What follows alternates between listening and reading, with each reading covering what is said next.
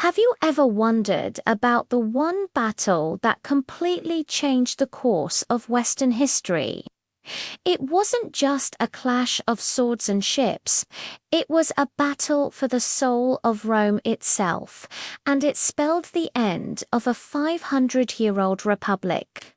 Let's travel back to 31 BC to the waters off the coast of Greece. The stage is set for one of the most decisive naval encounters in history, the Battle of Actium. On one side, we have Octavian, the cool, calculating great-nephew and adopted son of Julius Caesar. He represents the traditional power of Rome. On the other, the charismatic and brilliant general Mark Antony, who has thrown his lot in with the most famous woman in the ancient world, Cleopatra, the Queen of Egypt. Their alliance wasn't just a romance, it was a political powerhouse that threatened to shift the center of the world from Rome to Alexandria. Tensions had been simmering for years. After Caesar's assassination, the Roman world was carved up between his successors, but this uneasy peace couldn't last. Two ambitious men, each believing they were Caesar's rightful heir, were destined to collide. Octavian launched a masterful propaganda campaign, painting Antony as a man bewitched by a foreign queen, betraying his Roman roots. He even read Antony's will aloud in the Senate, revealing his plans to be buried in Egypt. For the proud people of Rome, this was the ultimate insult. War was inevitable. So, picture this. September 2nd, 31 BC, the Ionian Sea near the Roman colony of Actium. Antony and Cleopatra's fleet is massive, boasting over 400 large, powerful warships called quinqueremes. They look invincible, like floating fortresses, but they're heavy and slow.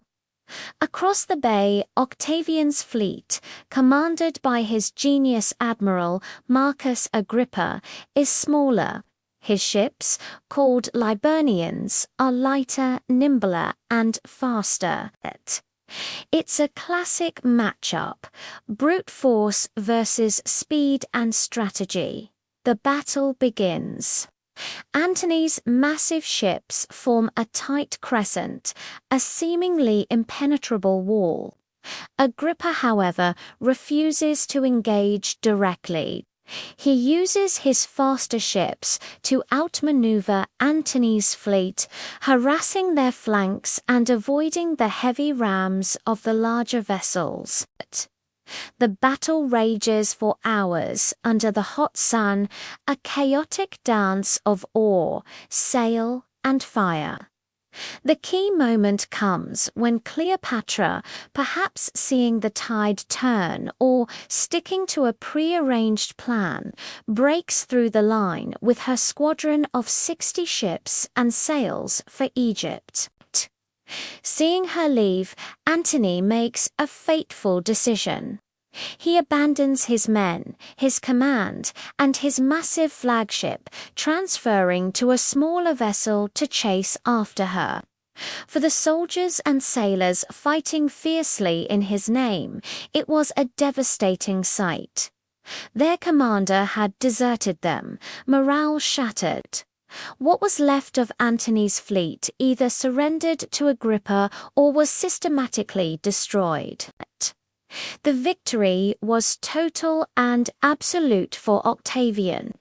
The aftermath was swift. Antony and Cleopatra fled back to Egypt, but their story was reaching its tragic end. Pursued by Octavian's legions, they both took their own lives a year later. With his rivals gone, Octavian stood alone, the undisputed master of the Roman world. He returned to Rome not as a general, but as a savior who had ended a century of civil war. He carefully rebranded himself, taking the name Augustus and becoming Rome's first emperor. The Roman Republic was officially dead, and the Roman Empire, which would dominate the world for the next 500 years, was born. The Battle of Actium wasn't just a naval victory. It was the final bloody chapter of the Republic and the first page of the Empire. It shaped the world we live in today in ways we can hardly imagine. What do you think? Was Antony a traitor or a man who simply chose love over power? Let me know in the comments below.